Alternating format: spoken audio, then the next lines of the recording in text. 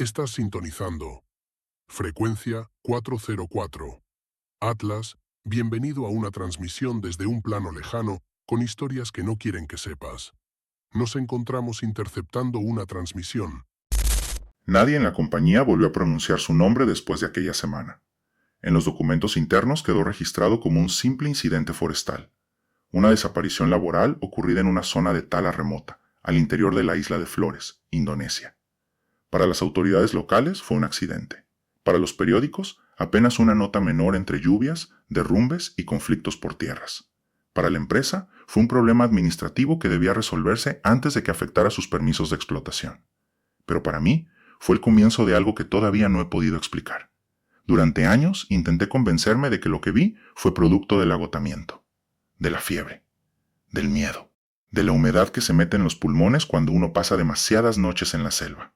Intenté creer que las voces eran ecos, que las sombras eran animales, que las huellas pequeñas en el barro pertenecían a niños de alguna aldea cercana.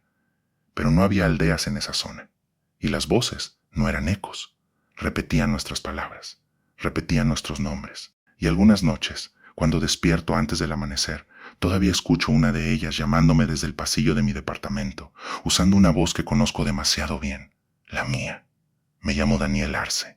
En ese entonces trabajaba como investigador de incidentes para una compañía maderera internacional llamada Marrow Timber. Mi trabajo no era heroico, ni noble, ni demasiado difícil de entender. Me enviaban a lugares donde algo había salido mal y yo debía averiguar qué había ocurrido. Un trabajador herido, una máquina incendiada, una comunidad local protestando, un accidente fatal, un operador desaparecido. Yo viajaba, revisaba documentos, entrevistaba testigos, tomaba fotografías, redactaba un informe y entregaba una conclusión que casi siempre terminaba diciendo lo mismo con palabras distintas. Error humano, condiciones climáticas adversas, incumplimiento de protocolo, falla de comunicación. Eso era todo. Una explicación limpia, una responsabilidad difusa, una carpeta cerrada. Por eso me enviaron a Flores. El hombre desaparecido se llamaba Rafael Meneses, chileno, 46 años, supervisor de cuadrilla. Había trabajado en faenas forestales en varios países antes de aceptar un contrato temporal en Indonesia. Sus compañeros lo describían como un hombre tranquilo, serio, de esos que no se asustan fácilmente y que saben moverse en terreno difícil. Tenía 2 hijos en Santiago. Eso fue lo primero que leí en su expediente. Lo segundo fue que llevaba 5 días desaparecido. 5 días en la selva no significan lo mismo que 5 días en una ciudad. En una ciudad uno puede perderse, pedir ayuda, caminar hasta una carretera, encontrar a alguien. En la selva, 5 días son una sentencia que se escribe lentamente con hambre, fiebre, insectos y oscuridad.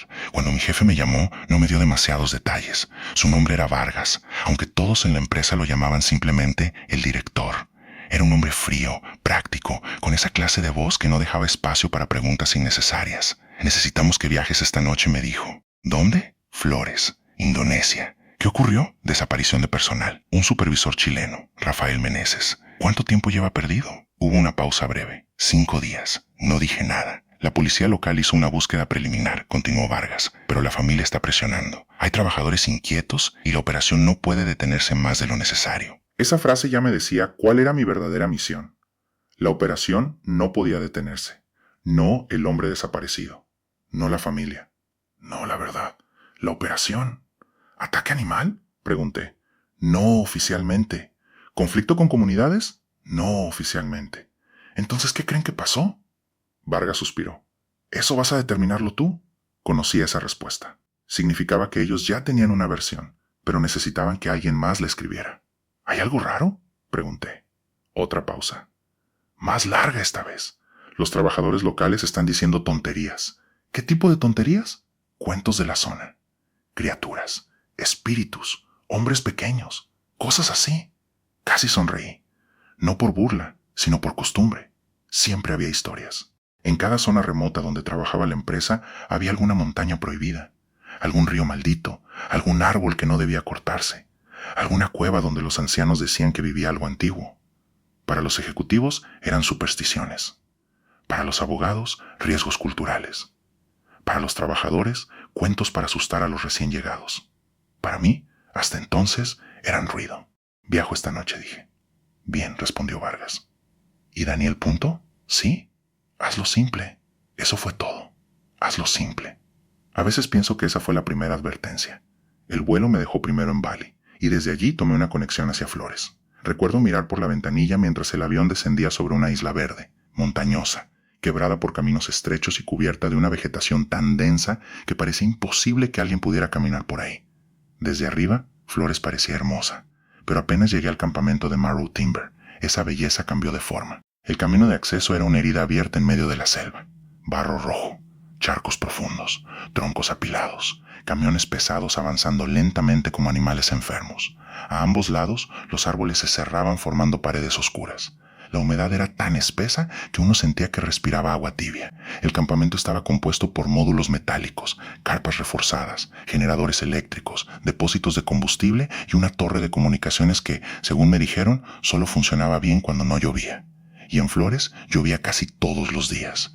Me recibió Harlan Pierce, el gerente local de operaciones, estadounidense, barba gris, camisa empapada de sudor, sonrisa falsa. De esos hombres que hablan fuerte porque creen que eso reemplaza la autoridad. Señor Arce, dijo, estrechándome la mano, gracias por venir tan rápido. No sonaba agradecido, sonaba irritado. Me llevó hasta una oficina improvisada dentro de un contenedor refrigerado. Sobre una mesa había mapas, fotografías, reportes impresos y una bolsa transparente con la mochila de Rafael Meneses. Pierce cerró la puerta detrás de nosotros. Quiero dejar algo claro desde el principio, dijo. Rafael era un buen trabajador, pero llevaba días comportándose raro. ¿Raro cómo? ¿Paranoico? ¿Paranoico? Pierce se inclinó sobre el mapa y señaló una zona marcada en rojo. Esta es la línea norte, una zona nueva de inspección. Todavía no entramos con tala pesada. Rafael estaba supervisando el avance de una cuadrilla cerca de este sector. Miré el mapa. La línea norte estaba al borde de una elevación cubierta de bosque primario. Más allá no había caminos, ni campamentos, ni señales de actividad humana reciente. ¿Qué decía Rafael? ¿Que alguien lo seguía? ¿Alguien? ¿Eso decía? ¿Trabajadores ilegales? ¿Miembros de alguna comunidad? ¿Cazadores? Pierce hizo un gesto con la mano, como apartando una mosca. No lo sé. La selva hace cosas raras con la cabeza de la gente. ¿Alguien más reportó lo mismo? Pierce evitó mirarme. Algunos operadores locales no querían entrar después de cierta hora. ¿Por qué? Supersticiones. Otra vez esa palabra. Supersticiones. La gente la usa cuando no quiere escuchar la explicación de alguien que conoce mejor el lugar. Pedí entrevistar a la cuadrilla de Rafael. Pierce aceptó, aunque no con gusto. El primero fue un operador llamado Made Zuka, un hombre pequeño, de manos fuertes, piel tostada y ojos cansados. Entró al contenedor sin sentarse hasta que yo se lo pedí. Hablaba poco inglés, así que un traductor de la empresa, Yusuf, nos ayudó con la conversación. Yusuf era joven, indonesio, delgado, muy serio. Desde que entró a la oficina noté que no quería estar allí. Cuénteme la última vez que vio a Rafael, le pedí a Made. El hombre miró a Yusuf antes de responder. Estaba asustado, tradujo Yusuf. ¿Rafael? Made asintió. ¿De qué? Made habló en voz baja. Yusuf tragó saliva antes de traducir. Decía que alguien llamaba desde los árboles. ¿Llamaba cómo? Made volvió a hablar. Con nuestras voces, tradujo Yusuf. Anoté la frase en mi libreta. Con nuestras voces. ¿Puede explicarlo mejor? Made se frotó las manos. La primera noche pensamos que eran compañeros jugando. Escuchamos a Jonel llamando desde fuera del campamento. Pero Jonel estaba dormido. Después escuchamos a Rafael. Después a mí. ¿Qué decían esas voces? Made respondió sin levantar la mirada. Nuestros nombres. Frases cortas. Cosas que habíamos dicho antes. ¿Pájaros imitadores? Pregunté. Made negó de inmediato. No pájaros. ¿Monos? Negó otra vez. ¿Cómo está tan seguro? El hombre me miró por primera vez. Tenía miedo. No nerviosismo. Miedo. Porque los monos no se ríen como viejos. La segunda entrevista fue con Jonel, un ayudante de motosierra filipino. Era joven, no más de 25 años, y tenía las uñas mordidas hasta la carne. Según su testimonio, él estuvo con Rafael la tarde antes de la desaparición. Habían salido a revisar una zona donde varios troncos marcados aparecieron con la corteza desprendida. No cortada por herramientas modernas, sino arrancada en tiras irregulares.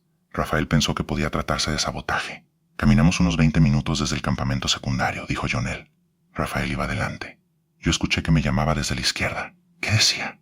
¿Ven aquí? ¿Y era su voz? Jonel se quedó callado. Eso pensé. ¿Pero no era él? Negó lentamente. Rafael estaba delante de mí. Cuando escuché su voz desde los arbustos, él también la escuchó. Se dio vuelta y me preguntó quién había hablado. ¿Vieron algo? Jonel bajó la mirada. Algo se movió. ¿Un animal? No. ¿Un niño? Volvió a negar. Entonces, ¿qué vio? El joven comenzó a llorar. No de forma exagerada. no como alguien intentando convencer. Lloró con rabia y vergüenza, apretándose los dedos. Tenía cara de viejo, dijo, pero cuerpo de niño. Nadie habló durante varios segundos. Pierce, que había insistido en estar presente en esa entrevista, soltó una risa seca. Esto es exactamente lo que digo, Arce. Están sugestionados. Jonelle no lo miró. Yo tampoco. Seguí tomando notas. La mochila de Rafael había sido encontrada 2 días después de su desaparición, cerca de una quebrada, a casi 3 kilómetros del campamento secundario. Dentro había una linterna rota, una botella de agua vacía, un impermeable, una navaja, 3 barras energéticas sin abrir, una libreta húmeda y su teléfono. El teléfono estaba dañado, pero todavía encendía si se conectaba a una batería externa. Tenía varios archivos corruptos. Algunos se podían reproducir parcialmente. Esa noche, en mi módulo, revisé los videos solo. El primero mostraba el interior de una carpa. La imagen temblaba. Rafael respiraba cerca del micrófono. Parecía estar grabando a oscuras, usando apenas una luz baja. Su voz sonaba cansada. Tercera noche susurraba. Otra vez están cerca. No son monos. No sé qué son, pero los escucho moverse alrededor. La cámara enfocaba la entrada de la carpa. Nada. Solo oscuridad. Luego se escucharon 3 golpes suaves sobre una superficie metálica. Toc, toc, toc. Rafael apagó la luz. El video terminó. Abrí el segundo archivo. Duraba 12 segundos. Se veía el suelo de la selva. Raíces, hojas mojadas, una bota avanzando rápido. Rafael respiraba agitadamente. Entonces una voz infantil dijo, Rafael. La cámara giró de golpe. Entre los árboles apareció algo. Menos de un segundo. Una silueta pequeña, pálida, agachada. No alcancé a distinguirla bien. Podía haber sido un niño. Podía haber sido un animal. Podía haber sido una sombra. Repetí el video 4 veces. En la quinta, pausé justo en el instante donde la figura aparecía. No sirvió de mucho. La imagen estaba borrosa. Pero había algo extraño en la proporción del cuerpo. Los brazos parecían largos, la cabeza demasiado grande. La postura no era la de un mono, tampoco la de un niño normal. El tercer archivo fue el que me quitó el sueño. La imagen estaba casi negra. Solo se veía una luz débil, quizá una linterna cubierta de barro. Rafael respiraba muy cerca del teléfono. No están solos, susurraba. No es uno, son varios. Después venía un sonido que al principio confundí con insectos. Pero no eran insectos, eran voces. Muchas voces. Bajas, roncas, superpuestas. Como un grupo de ancianos murmurando con la boca llena. Y entre todas esas voces, una frase se repetía una y otra vez. Ven aquí, ven aquí, ven aquí. Cerré el archivo. Me quedé mirando la pantalla apagada durante un buen rato. Luego hice lo que siempre hacía. Busqué una explicación racional. El audio podía estar contaminado. La cámara podía haber registrado sonidos de animales. Rafael podía estar sufriendo paranoia por falta de sueño. Los trabajadores podían haber reforzado entre ellos una historia colectiva. La selva estaba llena de sonidos extraños, de aves que imitaban, de primates que chillaban, de ramas que parecían pasos. Todo podía tener explicación. Casi todo. A la mañana siguiente pedí ir al lugar donde encontraron la mochila. Pierce no quiso acompañarme. Envió a 2 guardias, a Yusuf como traductor y a un guía local llamado Laka. El guía no parecía feliz con la idea. De hecho, antes de salir, habló con Yusuf en voz baja durante varios minutos. ¿Qué pasa?, pregunté. Yusuf evitó mirarme. Dice que no deberíamos ir hoy. ¿Por la lluvia? No. ¿Entonces? Yusuf guardó silencio. El camino hacia la línea norte era estrecho, embarrado y cada vez más difícil de seguir. Al principio todavía se escuchaban las máquinas del campamento, los motores, los golpes metálicos, las voces de los trabajadores. Pero después de media hora, todo eso desapareció. Solo quedó la selva. Y la selva no es silenciosa. Esa es una mentira de quienes nunca han estado dentro de una. La selva respira. Cruje. Gotea. Susurra. Chilla. Se mueve incluso cuando parece quieta. Cada hoja puede esconder algo. Cada sombra parece mirar de vuelta. Llegamos al campamento secundario antes del mediodía. Era una plataforma de madera cubierta por lonas, con cajas de herramientas, restos de fogata y una carpa desmontada. Allí había dormido la cuadrilla de Rafael durante los trabajos de inspección. Laka nos mostró la lona rasgada. El corte estaba a baja altura, cerca del suelo. Me agaché para verlo mejor. No parecía hecho por garras. Era irregular, sí, pero había partes demasiado limpias. Como si alguien hubiera usado una piedra afilada o una lámina metálica. ¿Animales pequeños?, pregunté. Yusuf tradujo. Laka respondió sin mirarme. No, animal. Seguí revisando. Había marcas en una caja de comida. Alguien o algo había intentado abrirla. No desde arriba, sino desde los lados. como si manos pequeñas hubieran buscado una forma de levantar la tapa. Manos. Esa fue la palabra que apareció en mi cabeza. No garras, no patas, manos. Continuamos hacia la quebrada donde encontraron la mochila. El terreno descendía entre raíces gruesas y helechos enormes. El barro era profundo. Las botas se hundían con un sonido húmedo. A cada paso, Laka parecía más nervioso. Cuando llegamos al punto exacto, Yusuf me señaló una zona entre dos árboles. Aquí estaba la mochila. Me agaché. La lluvia había borrado muchas marcas, pero no todas. Vi huellas de botas. Vi señales de arrastre. Y vi algo más. Pequeñas impresiones en el barro. Pies desnudos. ¿Humanos o casi humanos? Pero demasiado cortos. Demasiado anchos. Con los dedos muy separados. Saqué mi regla de campo y medí una de las huellas. 16 centímetros. Luego otra. 15. Otra. 17. No era una sola marca accidental. Había muchas. Rodeaban el lugar donde fue encontrada la mochila. Algunas se superponían a las huellas de Rafael. Otras iban hacia los árboles. Otras parecían formar un semicírculo alrededor de las marcas de arrastre. ¿Niños?, pregunté. Yusuf no respondió. Miré alrededor. ¿Hay aldeas cerca? No tan cerca. ¿Familias viviendo en el bosque? No. Entonces, ¿quién dejó esto? Yusuf bajó la voz. Eso es lo que la gente intenta decirle. Antes de que pudiera pedirle que explicara, Laka hizo un gesto brusco. Quería irse. Habló rápido, señalando hacia las rocas que se elevaban más adelante. Yusuf intentó calmarlo, pero el guía cada vez parecía más alterado. ¿Qué dice?, pregunté. Que no sigamos. ¿Por qué? Yusuf tardó demasiado en traducir. Dice que allí empieza la zona vieja. Miré hacia las rocas. La vegetación crecía espesa alrededor de varias grietas oscuras en la base de la montaña. No eran cuevas grandes, al menos no desde donde estábamos, pero sí cavidades estrechas, huecos entre piedra y raíz, lugares donde un animal pequeño podía esconderse, o una persona. Necesito revisar esa zona, dije. Laka negó con fuerza. Uno de los guardias se rió, pero no avanzó. Yusuf me miró con preocupación. Señor Arce, tal vez deberíamos volver. Solo serán unos minutos. Di un paso hacia las rocas. Entonces escuchamos una rama quebrarse. Todos nos quedamos quietos. El sonido había venido desde la izquierda, a unos 20 metros, tal vez menos. Los guardias levantaron sus armas. Laka empezó a retroceder. ¿Quién está ahí?, grité. La selva respondió con silencio. Un silencio extraño. Pesado. Como si todo hubiera dejado de moverse al mismo tiempo. Entonces, desde algún punto entre los árboles, una voz dijo, ¿quién está ahí? Sentí que algo frío me subía por la espalda. No era la voz de Rafael. No era la voz de Jonel. No era la voz de ninguno de los guardias. Era mi voz. O algo intentando copiarla. El tono era imperfecto. Más agudo. Más húmedo. Como si las palabras salieran de una boca que no estaba hecha para hablar. Yusuf me agarró del brazo. No conteste, susurró. La voz volvió a sonar. Más cerca. ¿Quién está ahí? Los guardias apuntaban hacia los árboles, pero no disparaban. Yo intenté mirar entre la vegetación. Vi hojas, raíces, oscuridad, nada más. Laka empezó a rezar en voz baja. Yo di otro paso, y entonces la voz cambió. Repitió mis propias palabras de minutos antes. Necesito revisar esa zona. Nadie se movió. Ni siquiera los insectos parecían sonar. Necesito revisar esa zona, repitió la voz. Esta vez vino desde otro punto, a nuestra derecha. Luego una segunda voz, más baja, repitió lo mismo desde las rocas. Necesito revisar esa zona.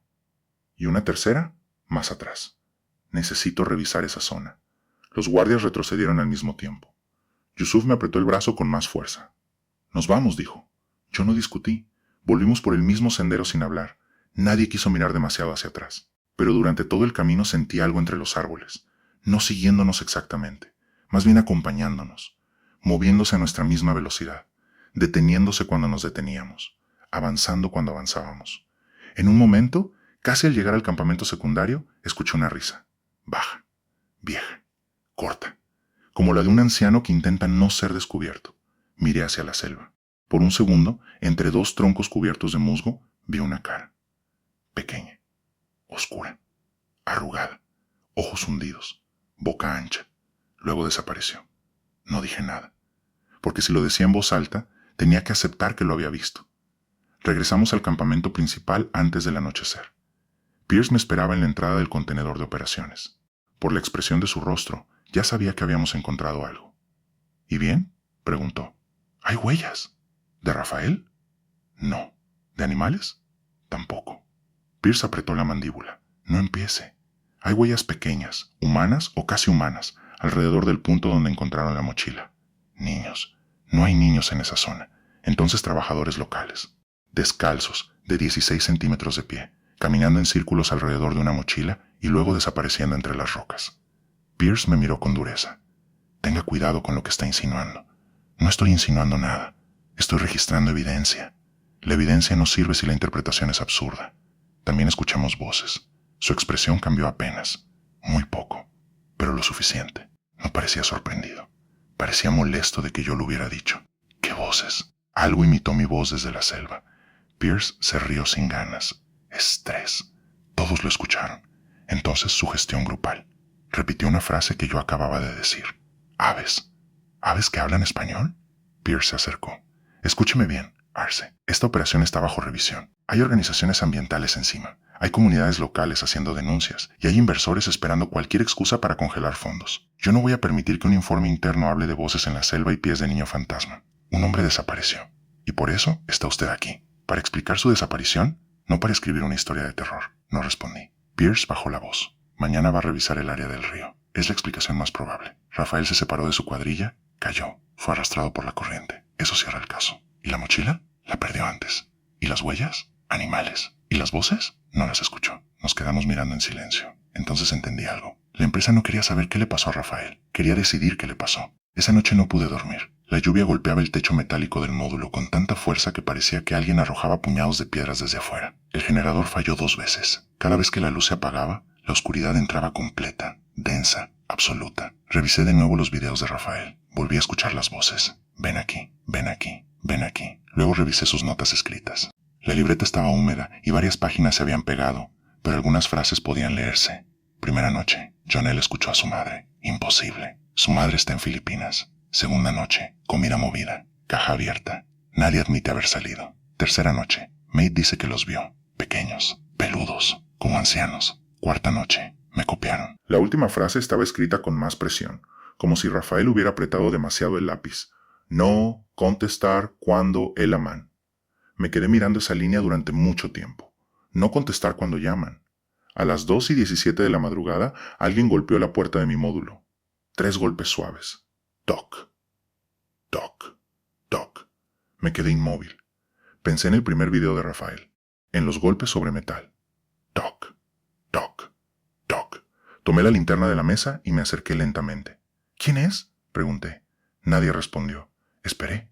La lluvia seguía cayendo. Entonces escuché una voz al otro lado de la puerta. ¿Quién es? Era mi voz. Baja, húmeda, imperfecta. Sentí que la garganta se me cerraba. No contesté. La voz repitió. ¿Quién es? Luego hubo un sonido suave, casi imperceptible, como uñas pequeñas arrastrándose sobre el metal. La manilla de la puerta se movió apenas, una vez, luego otra. Yo retrocedí sin hacer ruido. La linterna temblaba en mi mano. Del otro lado, algo respiraba, muy cerca, muy bajo. Después escuché una risa, la misma risa vieja que había oído en la selva, y una frase, dicha con torpeza, como si acabara de aprenderla. Necesito revisar esa zona. La sangre se me heló. No abrí, no me moví, no respiré. La manilla dejó de girar. Los pasos se alejaron lentamente por la pasarela metálica.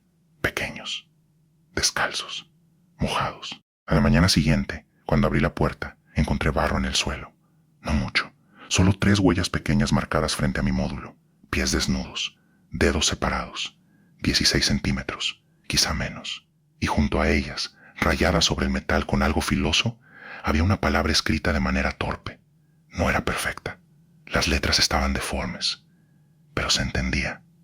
Daniel. Ahí comprendí que la desaparición de Rafael no era un accidente. Tampoco era una fuga, ni un ataque animal. Algo había salido de la línea norte. Algo había seguido nuestras voces hasta el campamento. Y ahora sabía mi nombre. No le conté a nadie lo que había pasado esa noche. Esa fue mi primera equivocación. O tal vez fue mi primera forma de intentar sobrevivir.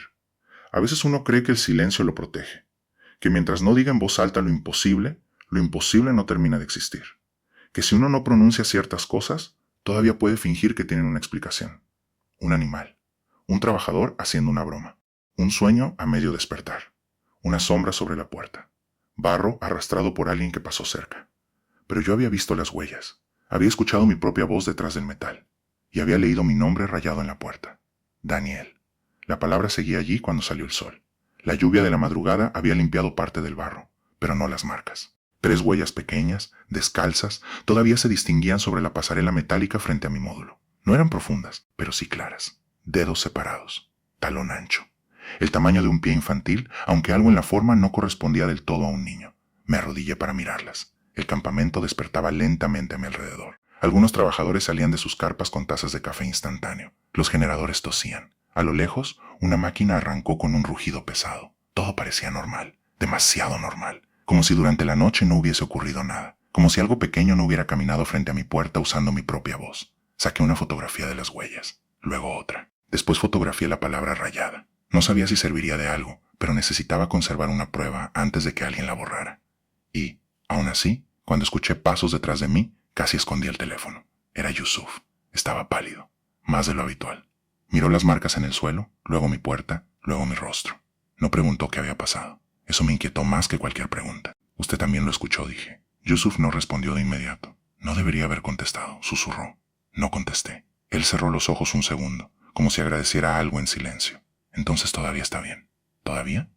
Yusuf miró hacia el borde del campamento. Más allá de los módulos y las carpas, la selva se levantaba como un muro oscuro. Incluso con la luz del día, parecía demasiado cercana. Tenemos que hablar con alguien, dijo. ¿Con Pierce? Yusuf negó de inmediato. No, con alguien que entiende esto.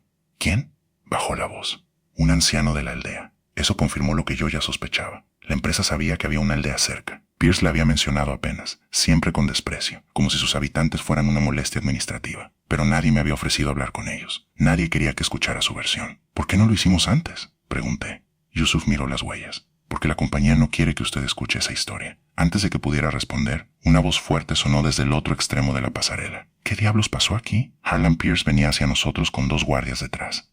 Traía el rostro rojo, sudado y una expresión de irritación mal disimulada. Se detuvo frente a la puerta, vio las marcas y se agachó apenas, sin tocarlas. ¿Esto es suyo?, me preguntó. Lo encontré al abrir la puerta. No pregunté eso. ¿Qué quiere decir? Pierce señaló la palabra rayada. Quiero decir que si esto es una clase de teatro para justificar teorías absurdas, se equivoca de empresa. Lo miré en silencio. Anoche alguien estuvo frente a mi módulo, dije. ¿Alguien? ¿O algo? Uno de los guardias desvió la mirada. Pierce soltó una risa seca. Por favor. Golpeó la puerta. Imitó mi voz. Dejó huellas. Pudo ser cualquier trabajador. ¿Un trabajador descalzo con pies de 16 centímetros? Un niño de la aldea. Usted mismo dijo que la aldea está lejos. La gente camina. ¿Y cómo llegó hasta aquí sin que seguridad lo viera? Pierce se acercó más. Escúcheme bien, Arce. No sé qué cree que está pasando, pero este campamento está al borde del caos.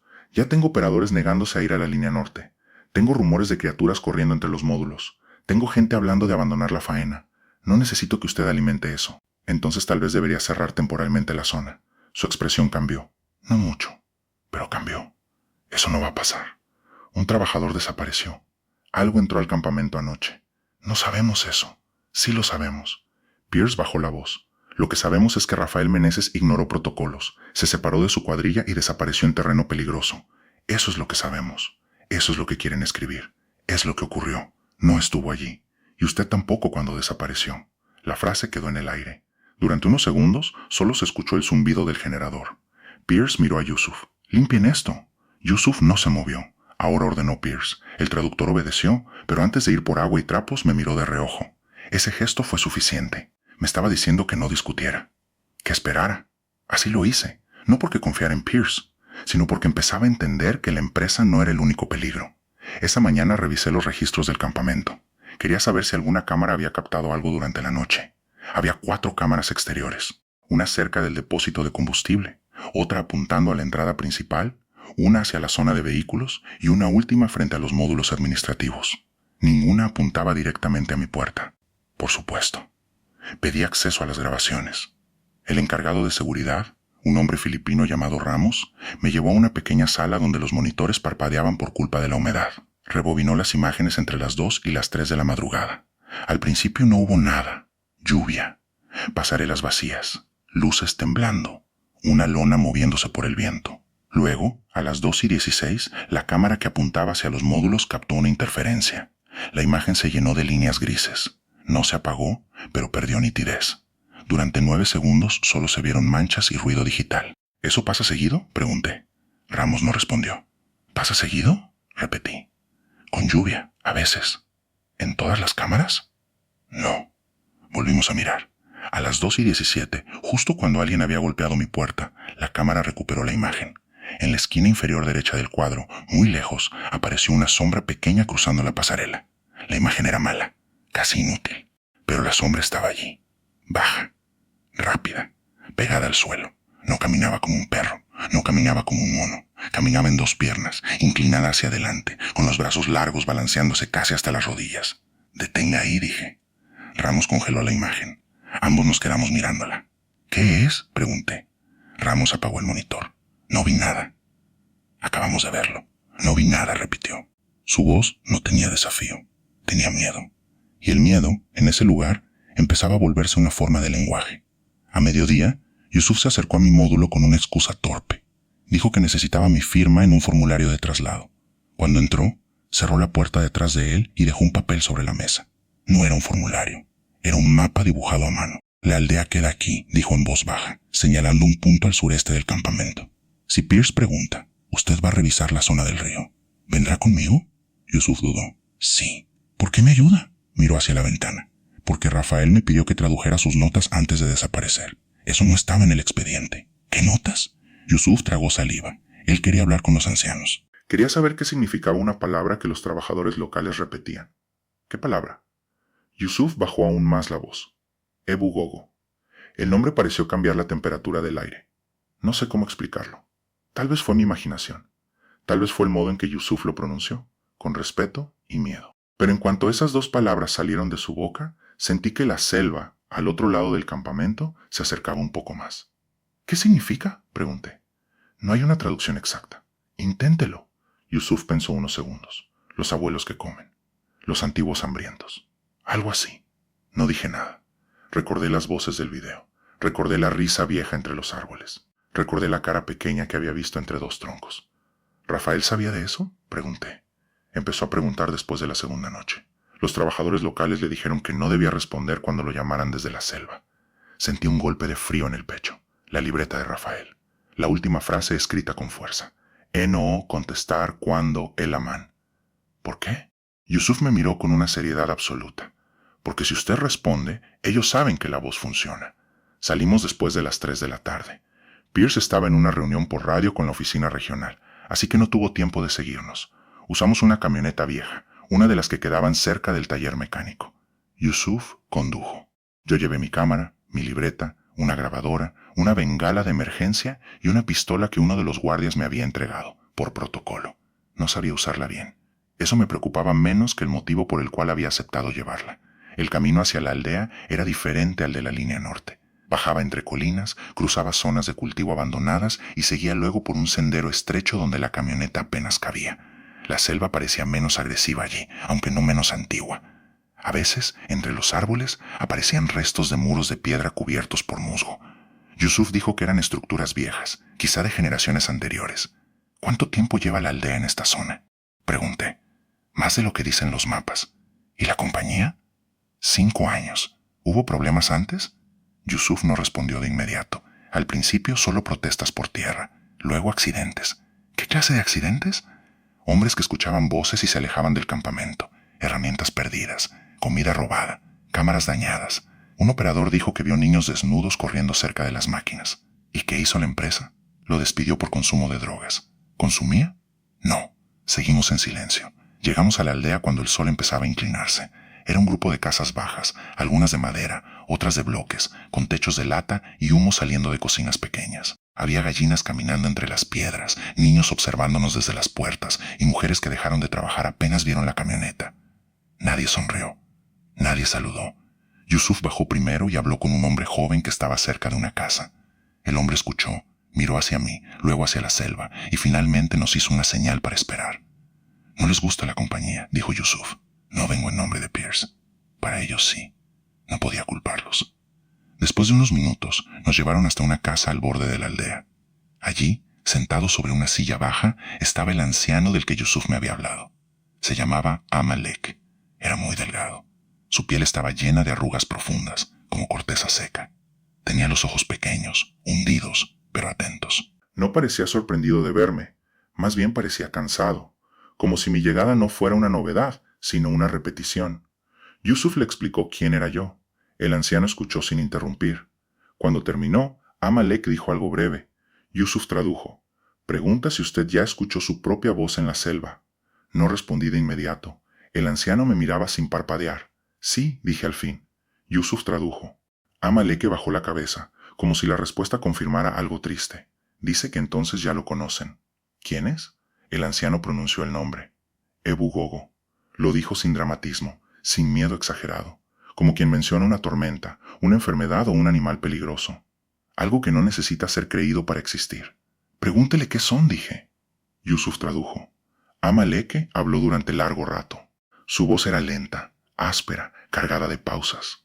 A veces señalaba hacia las montañas, a veces hacia el suelo. A veces hacía un gesto extraño con los dedos, como si imitara algo trepando. Yusuf escuchaba con una expresión cada vez más tensa.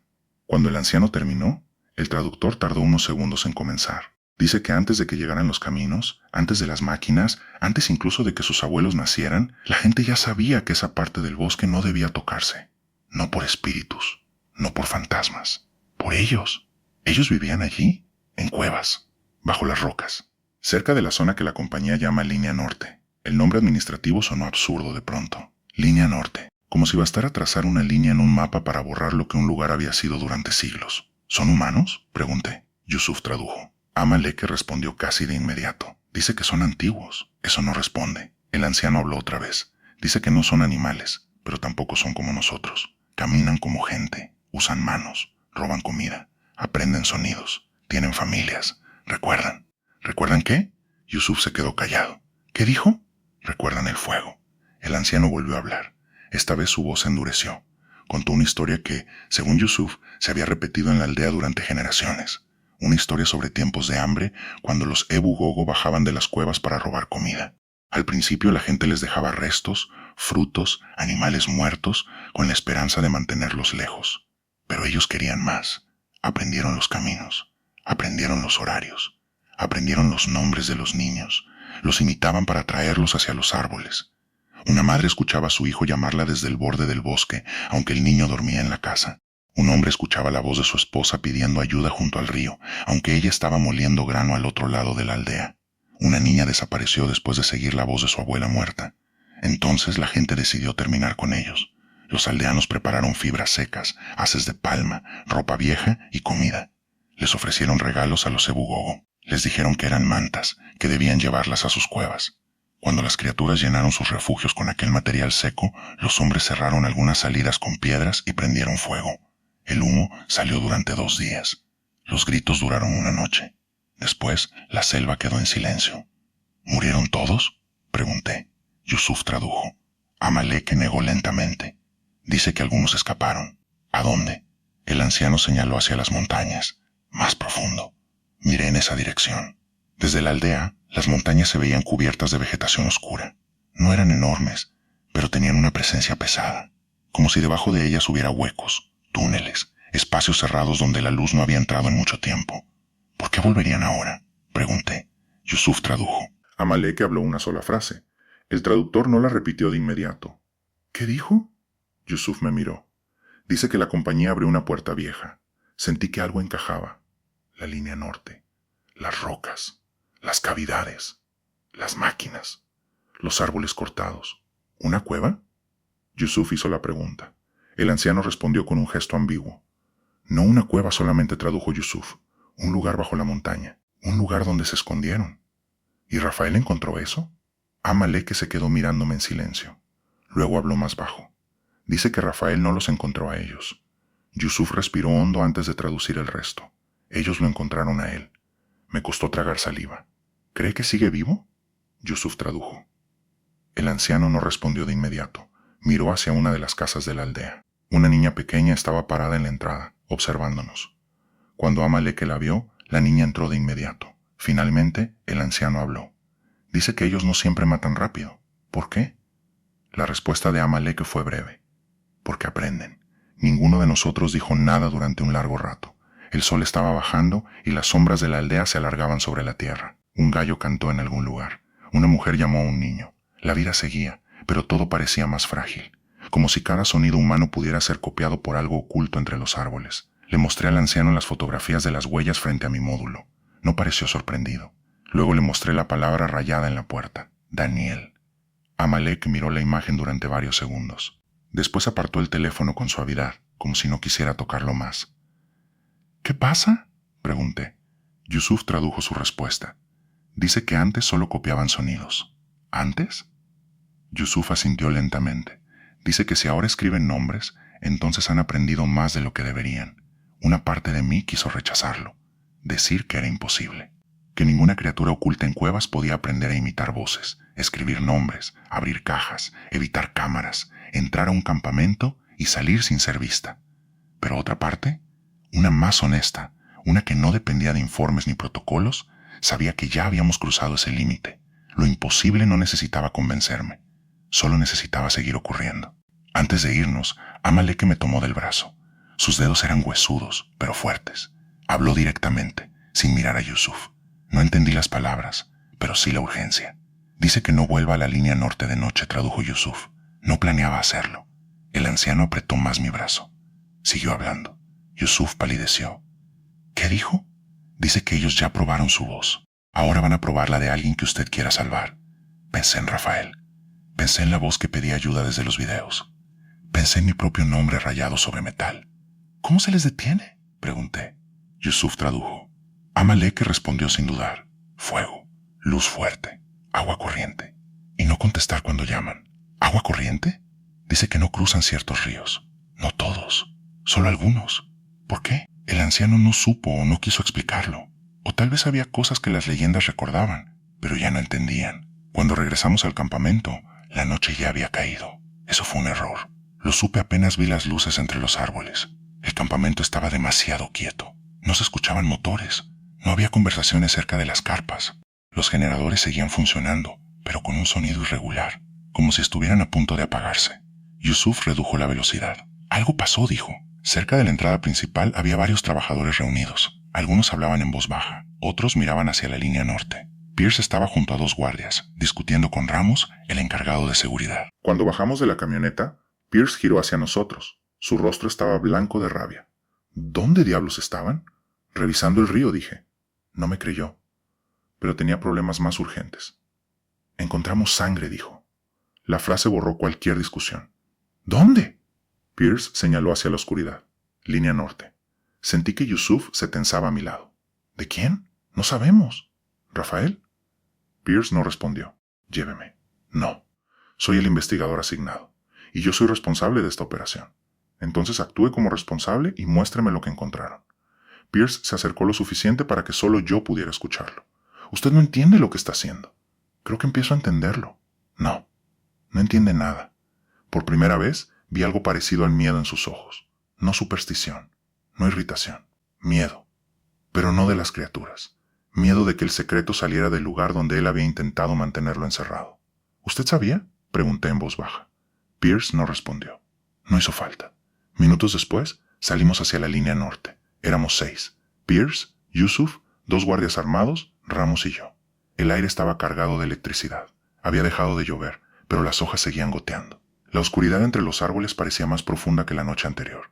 Nadie hablaba. Las linternas cortaban la selva en fragmentos. Raíces, troncos, barro, insectos, hojas brillantes por la humedad. Cada tanto escuchaba algo moverse lejos, pero nunca cuando apuntaba la luz. Los guardias caminaban nerviosos. Pierce iba adelante con una pistola en la mano. Llegamos primero al campamento secundario. Estaba destruido. Las cajas de comida habían sido abiertas. La lona estaba rasgada en varios puntos. Las herramientas estaban esparcidas por el suelo. Una de las carpas había sido arrastrada hasta el borde de la plataforma, como si varias manos pequeñas hubieran tirado de ella al mismo tiempo. En un poste de madera, alguien había tallado una palabra. No alguien. Algo. Las letras eran torpes, más profundas que las de mi puerta. Rafael. Y debajo, otra palabra. Ben. Yusuf se llevó una mano a la boca. Pierce apartó la mirada. ¿Dónde encontraron la sangre?, pregunté. Ramos señaló hacia el norte. Seguimos avanzando. La selva se cerraba cada vez más. El sendero ya no parecía un sendero, sino una marca abierta a la fuerza entre la vegetación. A unos 200 metros del campamento secundario, llegamos a una zona donde varios árboles estaban marcados con pintura roja para tala futura. Allí estaba la camisa. Colgaba de una rama baja. La reconocí por las fotos del expediente. Era de Rafael. Estaba desgarrada, cubierta de barro y manchada de sangre oscura. Debajo de la camisa había un casco amarillo de seguridad. Ramos lo levantó con cuidado y me lo entregó. Dentro, escrito con marcador negro, había una frase. No estaba allí en las fotos del inventario. Alguien la había escrito después. M.E. Copian. Sentí que el aire desaparecía. Rafael estuvo aquí, dije. Pierce negó. No sabemos eso. Esta es su camisa. Pudo haber sido arrastrada. ¿Por quién? Nadie respondió. Entonces escuchamos un silbido. Corto, casi infantil. Los guardias levantaron las armas. El silbido vino otra vez, desde la derecha. Luego, desde la izquierda. Después, desde arriba. Uno de los guardias empezó a girar sobre sí mismo, apuntando a los árboles. No disparen, dijo Pierce, aunque su propia mano temblaba. Y entonces una voz dijo desde la oscuridad. Daniel. No fue fuerte, no fue un grito, fue casi un susurro. Pero todos lo oyeron. Yusuf me agarró del brazo. No contesté. La voz volvió. Daniel. Luego otra voz, desde otro punto. Daniel. Y otra más baja, más vieja. Daniel. Los guardias retrocedieron hasta quedar espalda contra espalda. Pierce apuntaba hacia la oscuridad sin saber a qué. ¡Salgan de allí!, gritó. La selva respondió con muchas voces a la vez. ¡Salgan de ahí! ¡Salgan de ahí! ¡Salgan de ahí! Eran voces humanas copiadas por gargantas equivocadas. Algunas sonaban como Pierce, otras como los guardias. Una sonaba como Maid. Otra, estoy seguro, sonaba como Rafael. Entonces las vimos. Primero fueron los ojos. Pequeños reflejos húmedos entre los árboles. A baja altura. 1, 3, 5. Más. Después los cuerpos. Sombras pequeñas, inclinadas, moviéndose entre las raíces con una mezcla extraña de torpeza y velocidad. No corrían como animales. No caminaban como niños. Se desplazaban de una manera intermedia, usando a veces las manos, a veces solo los pies, siempre mirando. Una figura subió al tronco caído de un árbol. La linterna de Ramos la iluminó por un instante. Medía poco más de 1 metro. Tenía el cuerpo cubierto por pelo oscuro, enmarañado, pegado por barro. Los brazos eran largos, las manos anchas, la cabeza demasiado grande para el cuerpo. Su rostro era arrugado, aplastado, con una boca amplia y labios húmedos. Pero lo peor eran los ojos. No tenían la simple ferocidad de un animal. Tenían atención, memoria, curiosidad, hambre. La criatura abrió la boca. Durante un segundo pensé que iba a chillar, pero habló con la voz de Pierce. No sabemos eso. Pierce dejó escapar un sonido ahogado. El guardia de la izquierda disparó. El estruendo rompió la noche. Las aves salieron de los árboles. Las criaturas se dispersaron con chillidos agudos. Algo cayó entre las hojas. Algo respondió desde la oscuridad con una risa vieja, quebrada, furiosa. «¡No disparen!», gritó Pierce. Pero ya era tarde. La selva se llenó de movimiento. Las voces comenzaron a repetirse, unas sobre otras, copiando todo lo que habíamos dicho. «¡No disparen!». «Daniel, salgan de ahí. No sabemos eso. Ven, ven, ven». Entonces, al fondo del claro, vi una luz. No una linterna. Una pequeña llama. Temblaba junto a las rocas. Alguien estaba allí. Alguien humano. Di un paso hacia adelante antes de que Yusuf pudiera detenerme. «Rafael», susurré. La figura estaba arrodillada bajo un árbol. Flaca, cubierta de barro, con la camisa rota, las manos atadas con fibras vegetales. Tenía el rostro hinchado y los labios partidos. Pero era él. Rafael Meneses estaba vivo, o al menos seguía respirando. Levantó la cabeza lentamente. Sus ojos encontraron los míos. Y entonces, con una voz casi destruida, dijo: «No los miren cuando aprenden». A su alrededor, entre los árboles, varias figuras pequeñas comenzaron a acercarse. Una le tocaba el cabello. Otra sostenía su teléfono roto. Otra abría y cerraba la boca, intentando imitar la forma en que él hablaba. Y una cuarta criatura, más vieja que las demás, más encorvada, con la cara cruzada por cicatrices antiguas, miró directamente hacia mí. Sonrió. Luego habló con mi voz. «Rafael está vivo». Después todas las demás repitieron la frase. Primero una, luego 3, luego 10, desde todos lados, con mi voz, con la voz de Rafael, con la voz de Pierce, con voces que no reconocí. «Rafael está vivo. Rafael está vivo. Rafael está vivo». Y mientras las criaturas se cerraban alrededor de nosotros, comprendí que no nos habían atraído hasta allí para rescatarlo. Nos habían llevado hasta Rafael para que él pudiera enseñarnos una última cosa, que no solo copiaban palabras, también copiaban esperanza. Durante unos segundos, nadie se movió. La selva estaba llena de ojos. Pequeños reflejos húmedos aparecían entre los troncos, detrás de las raíces, bajo las hojas anchas, sobre las ramas bajas de los árboles. Algunos estaban tan cerca del suelo que parecían pertenecer a animales agazapados. Otros se movían a la altura del pecho de un niño. Y otros, los peores, se asomaban desde lugares donde ningún animal debería estar mirando. Grietas estrechas entre las rocas, huecos oscuros bajo los troncos caídos, cavidades abiertas en la base de la montaña. Nos estaban rodeando. No como una manada, no como depredadores que actúan por instinto. Había algo deliberado en su forma de avanzar. Uno daba un paso, otro esperaba. Un tercero se movía hacia un costado. Después todos se quedaban quietos, como si midieran nuestra reacción, como si estuvieran aprendiendo no solo nuestras voces, sino también nuestro miedo. Rafael seguía arrodillado bajo el árbol. Tenía las manos atadas con fibras vegetales. La cabeza le caía hacia un lado. Su rostro estaba hinchado, cubierto de barro seco y sangre, pero sus ojos estaban abiertos, y cuando me miró, comprendí que llevaba días esperando que alguien llegara, tal vez no para salvarlo, tal vez solo para que alguien pudiera ver lo que le habían hecho. Una de las criaturas estaba junto a él, demasiado cerca de su cara. Era pequeña, encorvada, cubierta de un pelo negro y húmedo. Sus brazos largos casi tocaban el suelo. Con una mano le sostenía la mandíbula a Rafael, obligándolo a abrir la boca. Con la otra le tocaba la lengua, como si estudiara cómo se formaban las palabras. Rafael intentó apartarse. La criatura emitió un sonido bajo. No fue un gruñido, fue una advertencia. Entonces habló con su voz. No los miren cuando aprenden. La frase salió rota, imperfecta, pero reconocible.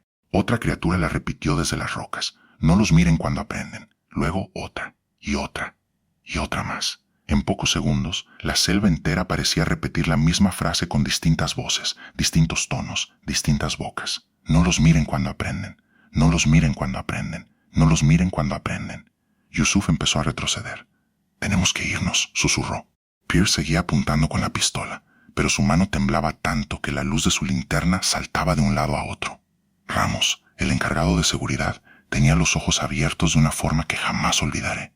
No miraba a Rafael, miraba a las criaturas, como si reconociera algo que ya había visto antes.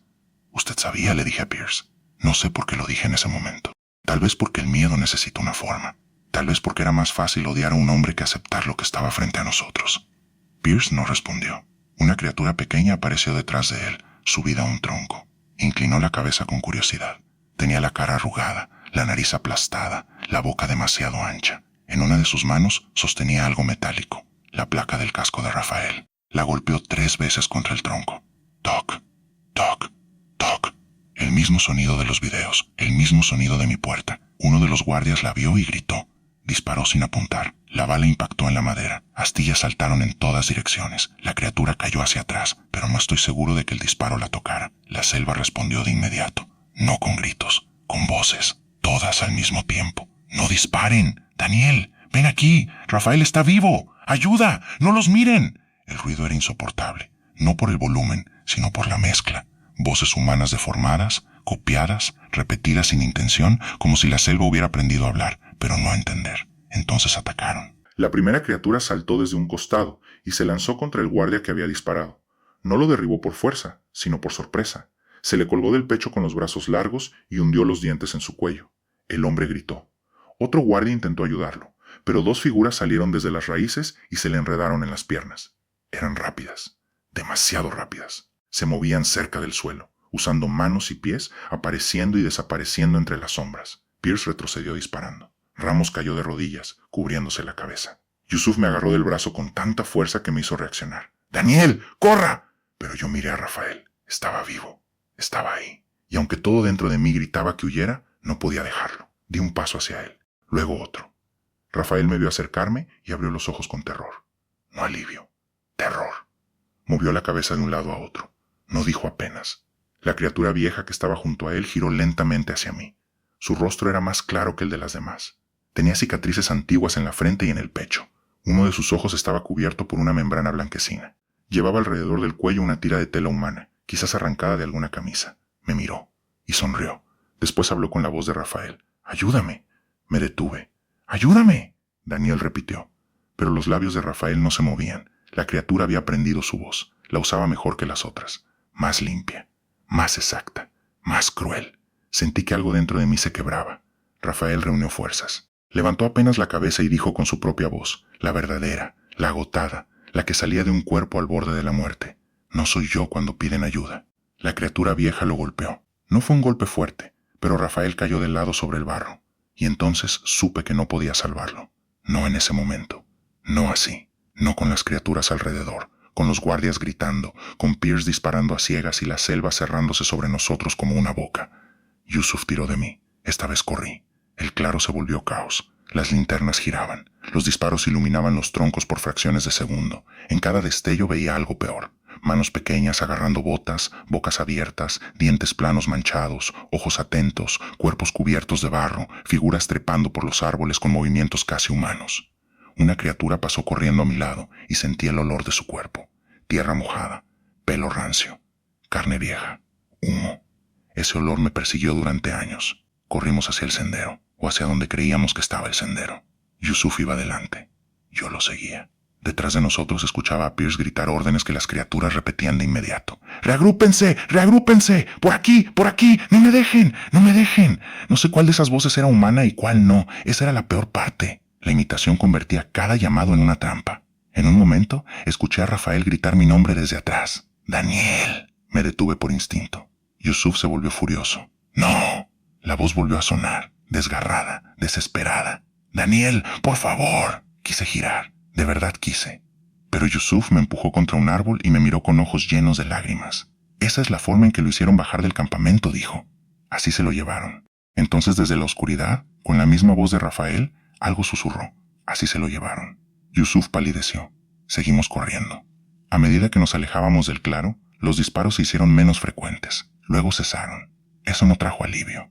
Solo dejó espacio para escuchar otras cosas. Pasos. Ramas quebrándose. Respiraciones pequeñas, risas viejas, voces repitiendo fragmentos sin orden. Daniel, no conteste. Rafael está vivo. Necesito revisar esa zona. Hazlo simple. Esa última frase me atravesó como un cuchillo. Era la voz de Vargas, mi jefe. La frase que me había dicho por teléfono antes de viajar. Hazlo simple. No había forma de que ellos la hubieran escuchado. No en la selva. No esa noche. Me detuve un instante, confundido. Yusuf también la oyó. ¿Qué fue eso?, preguntó. La voz volvió. Más cerca. Hazlo simple. Entonces entendí. Mi grabadora. La llevaba en el bolsillo del chaleco. Había registrado entrevistas, llamadas, notas de voz. Quizás al caer, al correr, algún botón se había activado. Quizás ellos habían escuchado fragmentos. O quizás Rafael tenía grabaciones donde esa frase aparecía. No lo sé. Pero aquello demostró algo peor. No solo copiaban lo que uno decía frente a ellos. Podían aprender de nuestros dispositivos. Podían repetir audios, podían robar voces guardadas. La idea me dio náuseas. Tropecé con una raíz y caí de rodillas. El barro me llenó la boca. Yusuf intentó levantarme. Entonces una figura pequeña salió de entre los helechos y se lanzó hacia mi pierna. La vi de cerca, demasiado cerca. Su mano era como la de un niño viejo, dedos cortos, uñas negras, piel gruesa cubierta de mugre. Me agarró el tobillo con una fuerza absurda. Grité, pateé. La criatura abrió la boca y emitió un chillido agudo. Tenía dientes humanos, pero desgastados, planos, irregulares. No colmillos, no una boca de monstruo. Algo peor, una boca que recordaba la nuestra.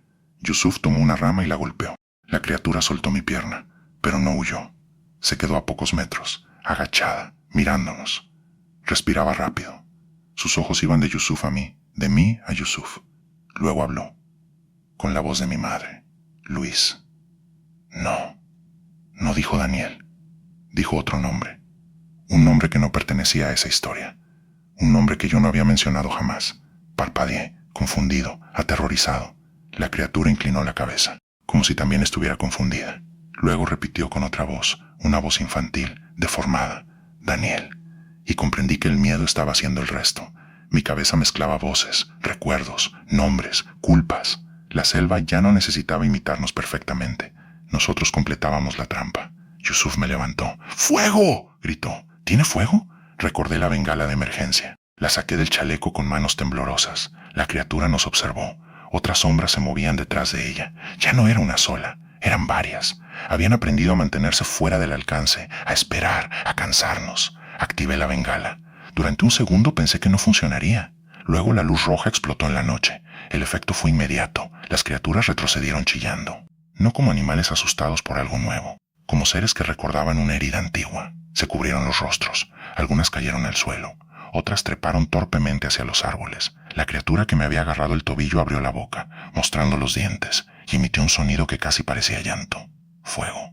Amalek tenía razón. El fuego no solo las espantaba, las devolvía a una memoria que nosotros no entendíamos. Aprovechamos ese instante para correr. La bengala iluminaba la selva en rojo, convirtiendo las hojas en carne, los troncos en huesos, el barro en sangre. Yusuf iba delante, siguiendo algo que solo él parecía reconocer. Una inclinación del terreno, el sonido lejano del agua, la dirección del viento. El río dijo jadeando. Tenemos que llegar al río. ¿No cruzan? No ese. ¿Por qué? No lo sé. Pero el anciano lo dijo. Detrás de nosotros, las voces continuaban, pero ahora se mantenían a distancia. Daniel, ven aquí. Ayúdame. No conteste. Hazlo simple. Luego apareció otra voz, la de Pierce. Arce. Me detuve. Esta vez Yusuf también se detuvo. La voz sonaba humana, cercana, desesperada. Arce, por aquí. Entre los árboles, a la izquierda, vimos una luz moviéndose. Una linterna. Alguien corría hacia nosotros. Era Pierce, o parecía Pierce. Venía cubierto de barro, con la camisa rota y la pistola en la mano. Sangraba por la frente. Tropezó y cayó a unos 10 metros. ¡Ayúdenme!, gritó. Yusuf levantó la bengala. Pierce se cubrió los ojos. Era humano. O eso creí. Corrí hacia él, pero Yusuf me detuvo. Espere. Es Pierce. Espere. Pierce levantó la cabeza. ¡Maldita sea! ¡Arce! ¡Ayúdeme! Su voz temblaba. Su respiración era real. Sus manos también. Pero detrás de él, entre los árboles, escuché una risa. Luego otra voz, idéntica a la suya, dijo: ¡Maldita sea! ¡Arce! ¡Ayúdenme! Pierce se congeló.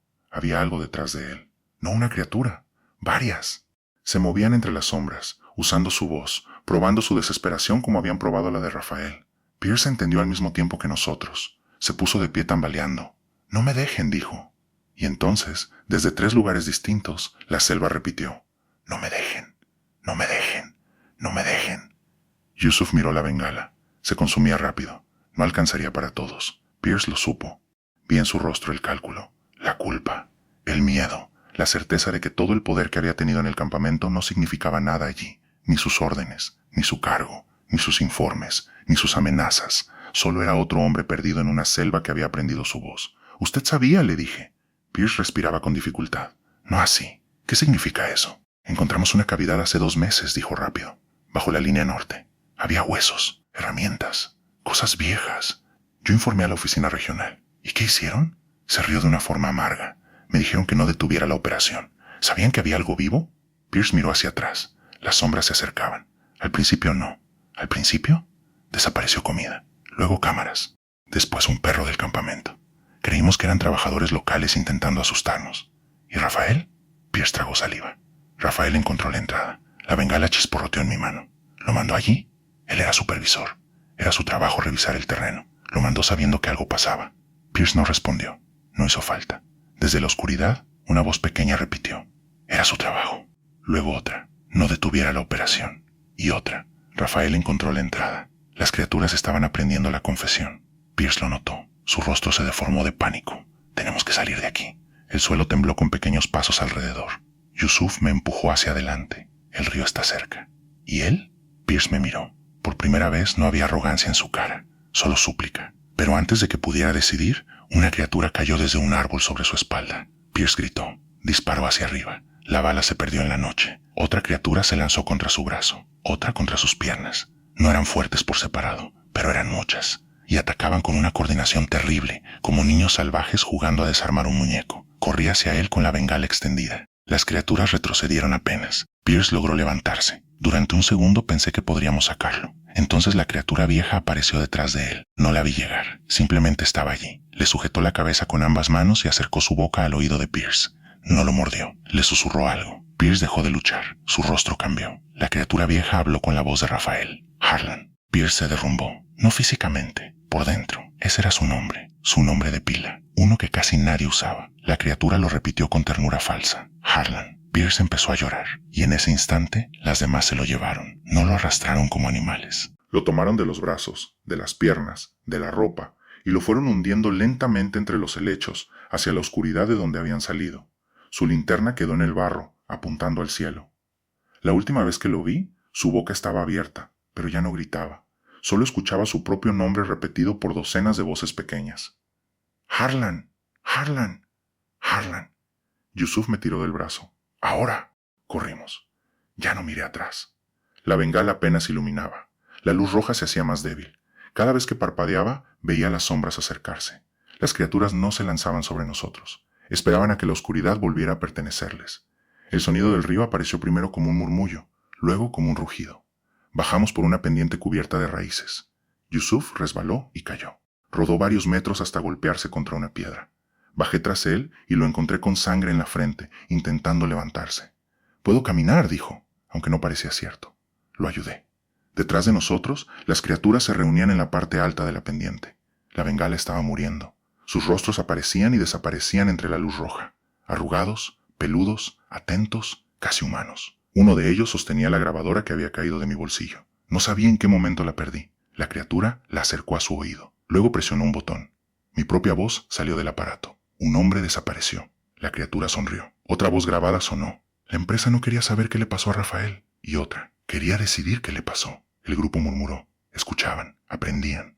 No solo nuestras palabras, nuestros secretos, nuestros miedos, nuestras culpas. La bengala se apagó. La oscuridad cayó como una manta húmeda. Yusuf y yo bajamos los últimos metros casi a ciegas hasta llegar al río. El agua corría con fuerza entre piedras negras. No era ancho, pero sí violento. El tipo de río que puede romperte una pierna si pisas mal. El tipo de río que parece poco profundo hasta que te arrastra. «Tenemos que cruzar», dijo Yusuf. «No vas a poder. Si nos quedamos, tampoco». Miré hacia atrás. En la pendiente, las criaturas se habían detenido. No bajaban. Estaban allí, alineadas entre los árboles, mirándonos, esperando. La criatura vieja apareció al centro. A su lado, dos figuras arrastraban algo. Un cuerpo. Mi corazón se detuvo. Era Rafael. Lo sostenían apenas de pie. Su cabeza colgaba hacia adelante. No sé si estaba consciente. No sé si respiraba. Pero cuando la criatura vieja le levantó el rostro, sus ojos parecieron abrirse. Daniel dijo su voz desde la orilla. No supe si era él. No supe si era una imitación. La criatura vieja apoyó una mano en su hombro. Rafael, o aquello usando a Rafael, volvió a hablar. «No me dejes». Yusuf me agarró. No crucé de vuelta. «Está vivo.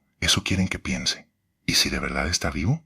Yusuf no respondió, porque no había una respuesta limpia. Esa era la crueldad perfecta. La esperanza era la trampa. El río rugía frente a nosotros. La selva susurraba detrás. Rafael levantó apenas una mano, o quizás se la levantaron. Daniel dijo: «Dile a mis hijos que lo siento». Esa frase me destruyó, porque era demasiado humana, demasiado específica, demasiado Rafael. Di un paso hacia atrás. Yusuf me golpeó en el pecho con ambas manos. «¡No!».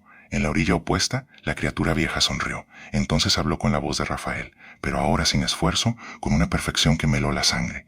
«Dile a mis hijos que lo siento». Luego todas las demás repitieron la frase. «Dile a mis hijos que lo siento. Dile a mis hijos que lo siento. Dile a mis hijos que lo siento. Dile a mis hijos que lo siento». La frase perdió humanidad mientras se multiplicaba. Se volvió sonido, herramienta, carnada. Agarré a Yusuf y entré al río. El agua me golpeó las piernas con una fuerza brutal. Estaba fría, más fría de lo que esperaba. Avanzamos torpemente entre piedras resbalosas. Yusuf casi cayó 2 veces. Yo lo sostuve como pude. La corriente me arrancó una bota. Me golpeé la rodilla contra una roca y sentí un dolor blanco subir hasta la cadera. Desde la orilla, las voces continuaban. «Daniel, no me dejes. Rafael está vivo. Hazlo simple. Dile a mis hijos que lo siento. No miré. Si miraba, volvía. Lo sabía». A mitad del cruce, Yusuf perdió el equilibrio. Lo sujeté del chaleco, pero la corriente nos arrastró a ambos. Tragué agua. Sentí piedras golpeándome las costillas. Durante unos segundos no supe dónde estaba el cielo ni dónde estaba el fondo. Solo había ruido, frío y oscuridad. Luego mi mano tocó barro. Me aferré a una raíz. Tiré de Yusuf. No sé cómo logramos salir. Nos arrastramos hasta la otra orilla como animales heridos. Yusuf tosía agua. Yo no podía respirar. La selva de ese lado era menos densa, o tal vez solo lo parecía porque estábamos demasiado cansados para temerle. Al otro lado del río, las criaturas seguían allí. No cruzaron, ni una. La criatura vieja permanecía al frente.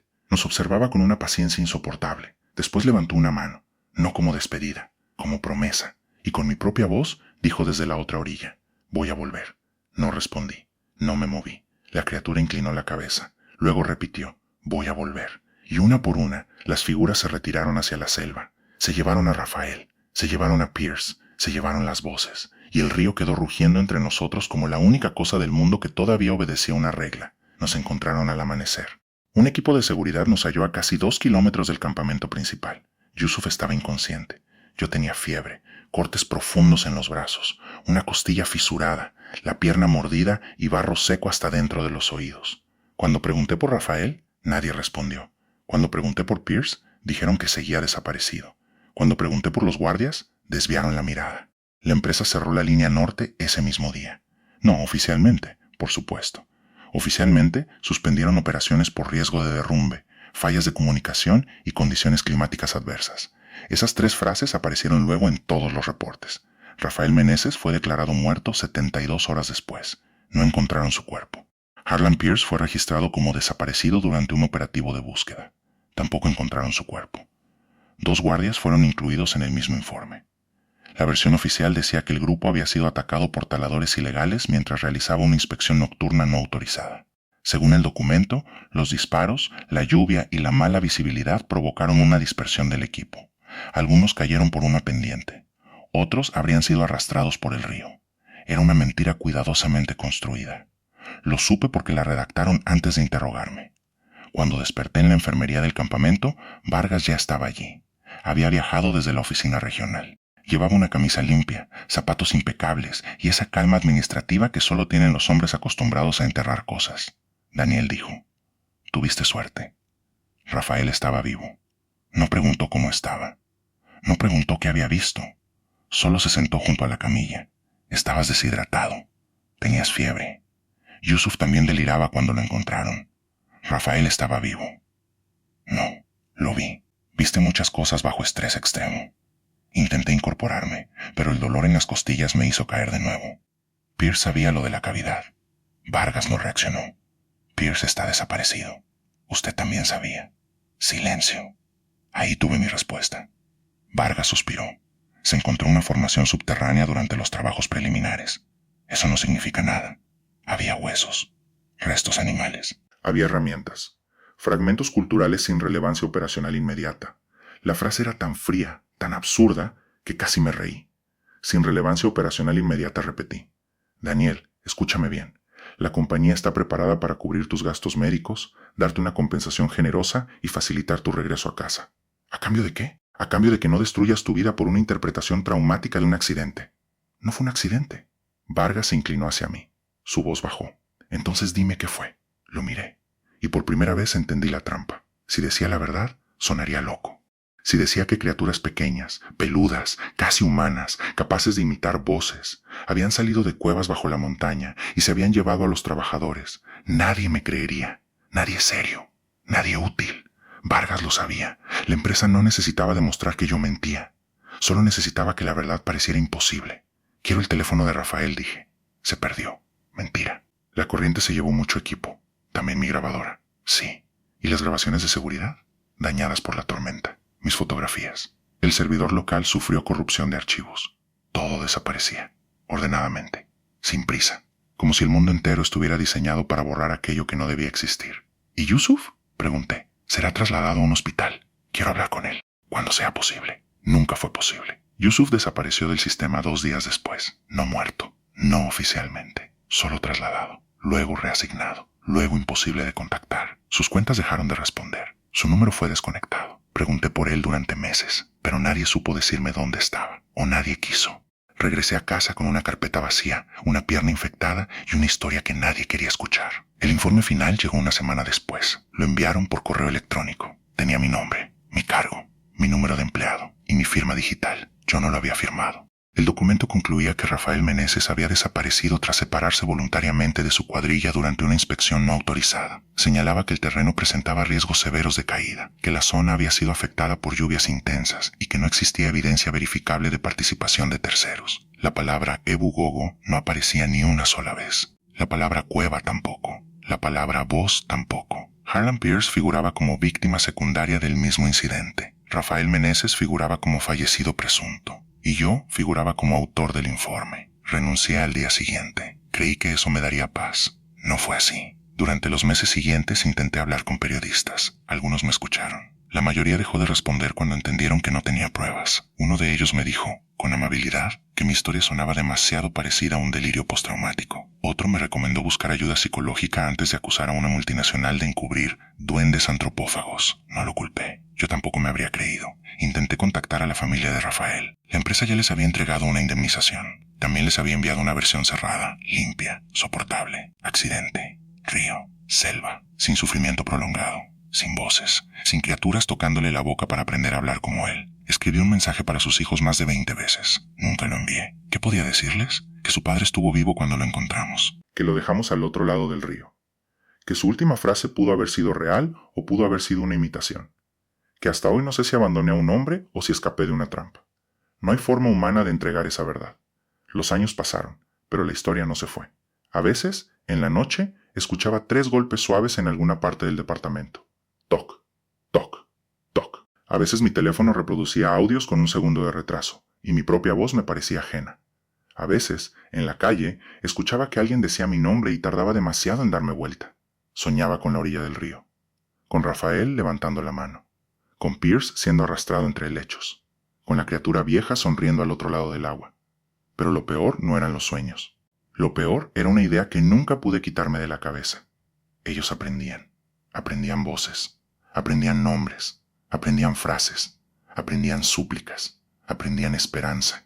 Y si habían aprendido de teléfonos, grabadoras y cámaras, entonces no necesitaban salir de la selva para seguir escuchándonos. Nosotros ya llenamos el mundo de voces guardadas, audios, videos, llamadas, mensajes, grabaciones, horas y horas de personas hablando, llorando, riendo, pidiendo ayuda, diciendo nombres, dejando instrucciones, despidiéndose. Una especie que imita no necesita entendernos para usarnos, solo necesita escucharnos el tiempo suficiente. 3 años después de Flores, recibí un correo. Llegó a las 4:13 de la madrugada. No tenía asunto. No tenía texto. El remitente era una cadena de caracteres sin sentido. Pensé que era spam, pero algo en el archivo adjunto me hizo quedarme mirando la pantalla. Se llamaba menenes-final.wav. El apellido estaba mal escrito, Meneses con una N extra. Como si quien lo hubiera escrito estuviera copiando letras sin comprenderlas del todo. Durante varios minutos no lo abrí. Me senté frente al computador, con las manos frías, escuchando el zumbido del refrigerador y el ruido lejano de autos en la calle. Sabía que no debía reproducirlo. Sabía que algunas puertas no se abren 2 veces. Pero también sabía que llevaba 3 años esperando cualquier señal de Rafael. Así que hice clic. El audio duraba 22 segundos. Al principio solo se escuchaba lluvia. No lluvia de ciudad, lluvia de selva, pesada, cercana. Después, insectos. Luego, una respiración, lenta, débil, humana. Una voz habló desde muy cerca del micrófono. Era Rafael. Más viejo, más roto, pero Rafael. Daniel. Pausa. Un sonido húmedo al fondo, como pies descalzos sobre barro. Daniel, si escuchas esto, no vuelvas. Otra pausa. La respiración tembló. Después dijo, ellos aprendieron tu nombre. Sentí que el cuerpo se me quedaba vacío. Detrás de su voz aparecieron murmullos, muchos, bajos, superpuestos. Voces pequeñas practicando sonidos en la oscuridad. Una decía, Daniel. Otra, no vuelvas. Otra, ellos aprendieron. Luego una voz distinta, más vieja, más profunda, habló con una claridad imposible. La voz de la criatura de la orilla. Pero usando mi voz. Voy a volver. El audio terminó. Me quedé mirando la pantalla. No respiraba. No pensaba. Solo escuchaba el silencio posterior. Ese silencio que queda cuando algo ha terminado. Pero uno sabe que no debería haber empezado. Intenté rastrear el correo. No pude. Intenté analizar el archivo. La metadata estaba corrupta. Intenté convencerme de que era una broma cruel, una falsificación, una reconstrucción hecha por alguien que conocía mi historia. Pero nunca publiqué todos los detalles. Nunca mencioné la frase, voy a volver. Nunca conté cómo sonó mi voz al otro lado del río. Nunca dije que la criatura vieja había levantado la mano con una promesa. 2 semanas después, encontré barro frente a la puerta de mi departamento. No mucho. Solo una mancha seca junto al marco. Pude haberla traído yo en los zapatos. Pudo haber sido un vecino. Pudo haber sido cualquier cosa. Eso me repetí mientras limpiaba, hasta que vi la marca. Pequeña. Incompleta. Como si un pie descalzo hubiera pisado apenas el suelo antes de retirarse. No medí la huella. No tomé fotografías. No llamé a nadie. Solo limpié. Esa noche no dormí. A las 3 y algo de la madrugada, escuché un golpe en la puerta. Uno solo. Suave. Esperé. Pasaron varios minutos. Luego otro. Toc. Y después otro. Toc. 3 golpes. Como en la carpa de Rafael. Como en mi módulo. Como en la selva. Me levanté sin hacer ruido. Caminé hasta la entrada. No encendí la luz. Me quedé al otro lado de la puerta, con la mano sobre la boca para no respirar demasiado fuerte. Entonces escuché una voz en el pasillo. Mi voz. Más baja. Más húmeda. Más vieja.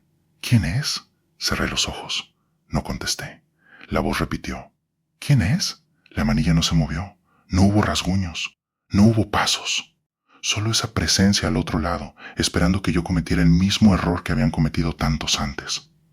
Después de un rato, la voz cambió. Ya no era la mía. Era la de Rafael. Daniel, dile a mis hijos que lo siento. Apreté los dientes hasta que me dolió la mandíbula. No abrí. No respondí. No lloré. Porque si lloraba, tal vez también aprenderían eso. La voz de Rafael permaneció allí un poco más. Luego susurró. No soy yo cuando pido ayuda. Y entonces se alejó. Pasos pequeños, descalzos, mojados, perdiéndose por el pasillo de un edificio donde no había selva, ni cuevas, ni montañas antiguas. Desde esa noche vivo con una regla simple. No respondo cuando alguien me llama desde un lugar donde no debería haber nadie. No reproduzco audios desconocidos. No dejo grabadoras encendidas. No hablo solo frente a ventanas abiertas. Y, sobre todo, nunca vuelvo a decir mi nombre en la oscuridad. Porque hay cosas que no cazan con dientes. Cazan con memoria, con voces, con la parte más humana de nosotros. La necesidad de responder cuando alguien nos llama. La necesidad de salvar a quien amamos. La necesidad de creer que una voz conocida sigue perteneciendo a una persona conocida.